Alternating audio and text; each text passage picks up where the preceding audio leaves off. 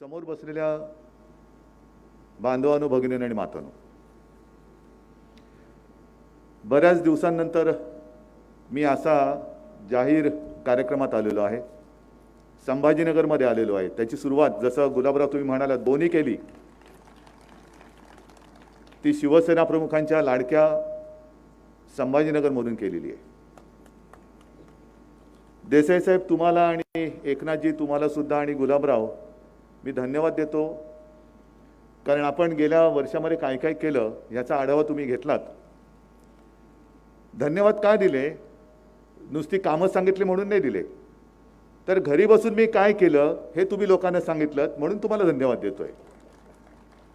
घरी बसलो होतो ना, कारण लोकांना मी सांगितलं होतं घरी राहा, सुरक्षित राहा, पण ते घरी बसून सुद्धा काय कामं केली त्याची आता भूमिपूजन आणि सुरुवात ही आता होते. आणि बोनिया संभाजीनगरपासून झाली. म्हणजे जिथे मी एक योगायोग म्हणेन की ज्या शहरावरती शिवसेना प्रमुखांचं प्रेम आणि ज्या शहराचं शिवसेना प्रमुखांवरती प्रेम, हे असं जे नातं आहे ज्याचा उल्लेख आपण केला, आपण नाती जपणारी माणसं आहोत. आणि जपता जपता नुसती जपणार नाही, तर ती अधिक मजबूत कशी होतील ती केल्याशिवाय मी राहणार नाही. आजचं हे भूमिपूजन आणि रिमोटनी केलेलं हिंदू हृदय सम्राट माननीय बाळासाहेब ठाकरे यांच्या स्मारकाचं अनावरण हा पण एक योगायोग आहे. म्हणजे इकडे प्रत्यक्ष भूमिपूजन केलं आणि तिकडे रिमोट, ज्यांची ओळख रिमोट कंट्रोल म्हणून होती त्यांच्या स्मारकाचं उद्घाटन सुद्धा रिमोट कंट्रोलनी झालं, हे सुद्धा एक योगायोग आहे. सगळ्यात मोठी गोष्ट म्हणजे जी पाणी योजना आत्तापर्यंत किती वर्ष झाली ती मोजत बसलं तरी आठवणार नाही, एवढ्या वर्षापासून चालवलेलं आहे. आपलं दरवेळेला ती लोक यायची, आता बस सुरू करतो, आम्हाला सुद्धा बरं वाटायचं, मग पुढे काय नाही गायब. मग हे नुसतं आपलं लेझिम चाललं होतं, 2 पावलं पुढे 4 पावलं मागे, 2 पावलं पुढे 4 पावलं मागे. काय अडलं होतं, कसं अडलं होतं कल्पना नाही, पण ज्याचा उल्लेख तुम्ही केला एकनाथांचा आणि त्यांच्या शिष्याचा, जर तेही असेल तर मला आनंद आहे. जर मला ते भाग्य मिळत असेल श्रीखंड्या होण्याचं आणि माझ्या कावडीने जर का कोणाच्या घरामध्ये पाणी येत असेल, त्यांची तहान भागत असेल, तर तेही पुण्य मी म्हणेन त्याला सुद्धा एक भाग्य लागतं. नाथांची आठवण काढल्यानंतर संदीपान म्हणाले, साहेब आमच्याकडे काय पैठणला पाणी नाही. म्हटलं थांबा जरा, कावड घेऊन तुमच्याकडे पण येतो, तुमचाही पाण्याचा प्रश्न सोडवणार आणि सोडवणार. जे जे करता येणं शक्य असेल ते जर कमी केलं नाही तर मग उगाच बिरुदावल्या कशा लावला, लाडके मुख्यमंत्री आणि हे मुख्यमंत्री ते करतात काय, करत काही नाहीत, पण आमचे लाडके आहेत. नाही, हे असे लाड मला नकोत. मला लाड नकोत, मला तुमचे आशीर्वाद पाहिजेत. आशीर्वाद घ्यायचेत मला, आणि ते आशीर्वाद घेण्यासाठी मी तुमच्यासमोर आलेलो आहे. मला कल्पना आहे की काही काही गोष्टी, जसं ज्याचा उल्लेख तुम्ही केला की रस्त्याची कामं, आणि ही दुरावस्था फार भयानक होती. रस्त्यांचा उल्लेख जर केला तर तो कुठे असं नाही आहे की रस्ते फार सगळे चकाचक आहेत. आणि गेल्या काही वर्षातलं जे झालेले आहेत, गेल्या काही वर्षात जे खड्डे पडलेले आहेत ते खड्डे आता आपल्याला बुजवायचे आहेत. खड्डे बऱ्याच ठिकाणी बऱ्याच जणांनी पाडलेले आहेत. ते खड्डे बुजवत सगळे रस्ते आपल्याला मोठे करायचे आहेत, सगळे रस्ते आपल्याला गुळगुळीत करायचे आहेत.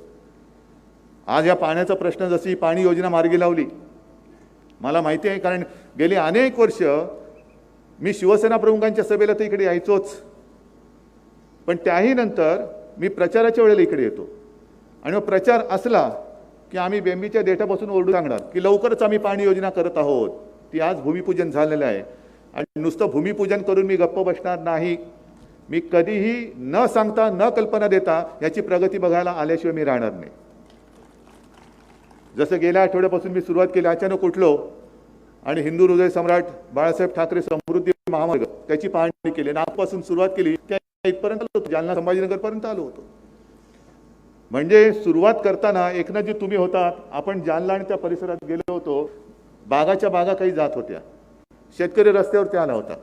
आम्ही त्याला आंदोलन करत नाही ठेवलं, त्यांच्यामध्ये बागेत जाऊन उभे राहिलो, त्यांच्यासोबत बसलो आणि त्यांना विचारलं, बोला बायबाप जनो, काय तुमचा शेतकरी आपला अन्नदाता आहे, त्याला ताटकळत नाही ठेवला. त्याच्या घरात गेलो, त्याच्या दारात गेलो, त्याच्या बांधावरती गेलो, त्याच्या बागेत गेलो आणि त्याच्याशी संवाद साधला की बोल दादा, तर काय म्हणणं आहे, मला आत्तासुद्धा तुमच्याशी बोलताना आठवतंय, एक शेतकरी तर बोलता बोलता जवळपास रडत कोसळायचा बाकी होता. आमचं सगळं जीवन उद्ध्वस्त होत आहे. मग त्यातनं मार्ग काढला. काही जणांचं मोबदला असेल, काही जणांच्या ठिकाणी बागा वाचून रस्ता थोडासा बदलायचा असेल, दिशा बदलायची असेल ते केलं. हे करत करत करत आता जो गेल्या आठवड्यात मी बघितलेला आहे, नागपूरपासून सुरुवात करून इथपर्यंत हा महामार्ग झाला. आणि येत्या मी तारीख दिलेली आहे, नागपूरपासून शिर्डीपर्यंत तो जो आहे तिथपर्यंत येत्या वर्षात, म्हणजे पुढे आपण 1 मे सांगितलं ना, 1 मे पर्यंत हा महामार्ग सुरू करणार आहे. ही गती देतोय आपण, नुसती घोषणा नाही करत, गती देतोय. ही गती जर का नसेल तर मग त्याला काय अर्थ नाही आहे. हा महामार्ग झाल्यानंतर संभाजीनगरचं महत्त्व आणखीन वाढणार आहे. एक तर संभाजीनगरला आता विमानतळ आहे, ज्याचं नामकरण आपण प्रस्ताव केला आहे, केंद्राकडे पाठवलेला आहे. छत्रपती संभाजी महाराज विमानतळ असा आपण प्रस्ताव करून, नामकरण करून आपण प्रस्ताव पाठवलेला आहे. हे लवकरच येईल अशी खात्री आहे, विश्वास आहे. पण विमानतळ होतं झालेलं आहे चांगलं, ते तिकडे विमानतळ आहे म्हटल्यानंतर आवक जावक त्याला एक चांगलं हे मिळणार आहे. हवाई रहदारी, हा महामार्ग झाल्यानंतर ती एक रहदारी होते आहे. आणखीन या संपूर्ण परिसरामध्ये जे जे काय, जसं देसाई साहेब तुम्ही म्हणालात, उद्योग येत आहेत, उद्योग येत आहेत. कारण निवडणुका आम्ही लढवतो, निवडणुका जिंकतो. म्हणजे पदवीधरांची झाली, पदवीधरांनी करायचं काय, नुसतं मतदान करायचं नाही, त्यांनासुद्धा रोजीरोटीची काहीतरी व्यवस्था पाहिजे. काय उद्योगधंदे काय आणतात, आमच्यासाठी काय आणलं, आम्ही मत दिलं, पुढे काय, पुढे हे सगळे जे तुमचं भवितव्य आहे, हे भवितव्य आम्ही अंधारामध्ये ढकलू इच्छित नाही, ढकलू शकत नाही. तुमचं भवितव्यसुद्धा आम्ही प्रकाशमान केल्याशिवाय राहणार नाही. हे करणारं सरकार आज या महाराष्ट्रामध्ये, हे करणारं सरकार महाराष्ट्रामध्ये. आणि जो उल्लेख मी मगाशी केला, प्रत्येक निवडणुकीमध्ये आम्ही सांगत होतो, पाण्याचा प्रश्न सोडवल्याशिवाय राहणार नाही, गुंठेवारीचा प्रश्न आम्ही सोडवल्याशिवाय राहणार नाही. सकाळीच मी सूचना देऊन आलेलो या शहराच्या गुंठेवारीच्या बाबतीमध्ये, आणि तोही प्रश्न लवकरात लवकर मी तुम्हाला सोडून दाखवल्याशिवाय राहणार नाही. गुंठेवारीचा प्रश्न असेल, सिडकोतील घरांचा प्रश्न असेल, मालकी हक्काचा प्रश्न असेल, सगळ्याच दिल्या आहेत सूचना दिलेल्या आहेत. जे काय त्रांगडं असेल ते त्रांगडं सगळं सोडवत जेव्हा शक्य होतं आहे, जसं आजचं हे झालं, मला उलट आता घाई आहे. कारण इतके वर्ष आम्ही नुसतं सांगत आलो की ह्या शहराने शिवसेना प्रमुखांवरती प्रेम केलं, शिवसेना प्रमुखांचं या शहरावरती प्रेम होतं. त्या प्रेमाचे उतराई तर आम्ही होऊ शकत नाही, होऊ इच्छित नाही. कारण हे या ऋणामध्येच मी राहू इच्छितो. पण हे ऋण, नुसतं ऋण म्हणजे काय, देणेकरी नाही. आता प्रत्यक्ष मुख्यमंत्री झाल्यानंतर हे जे नातं जे मी म्हणतोय, काय करू शकतो, काय करू शकतो, सांगा काय करू शकतो, काय पाहिजे. अनेक योजना डोक्यामध्ये आहेत. त्याची एकदा एक आकृतीबंध तयार झाला की त्या नुसत्या घोषणा नाही होणार, त्याची कामाची सुरुवात होईल, जशी आजची झालेली आहे.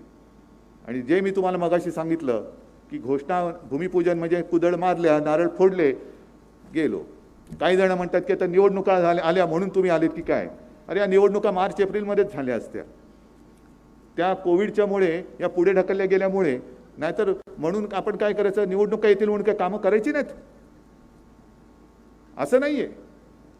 जे आम्ही काम करतोय ते धडधडीतपणाने करतोय, रोखठोकपणाने करतोय, आणि ते करतो आहोत म्हणून तर संभाजीनगरकरांचं प्रेम या शिवसेना प्रमुखांच्या शिवसेनेवरती आणि या सरकारवरती आहे. आणि शिवसेना प्रमुखांचं स्मारक हे सुद्धा त्यांच्या या लाडक्या शहरामध्ये होत आहे.